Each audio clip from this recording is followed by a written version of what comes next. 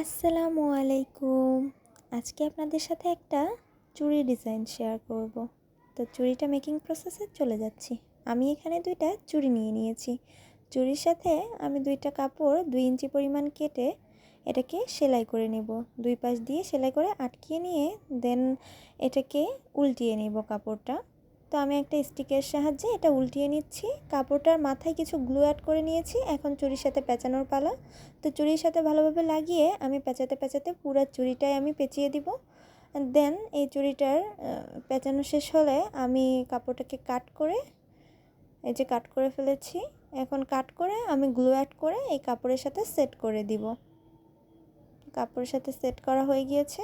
এখন আমি এখানে এক পাশে একটু গ্লু অ্যাড করব, দেন অন্য সাইডে কিভাবে করছি এভাবে আপনারা দেখলে বুঝতে পারবেন। তো আমি দুই পাশে কিছুটা ফাঁকা রেখে রেখে দুই সাইডে আমি কিছু গ্লু অ্যাড করে নিয়েছি। এখন আমি পার্ল অ্যাড করব। তো আমি এখানে কিছু ছোট সাইজের পার্ল অ্যাড করেছি হোয়াইট কালার। আপনারা চাইলে অন্য কালারও অ্যাড করতে পারেন। তো আমি এই গ্লুর উপরে পার্লগুলো অ্যাড করে 2টা চুড়ি কমপ্লিট করে ফেলেছি। এখন আমি এখানে সুতা অ্যাড করব। তো আমি নিয়েছি ডিএমসি সুতা।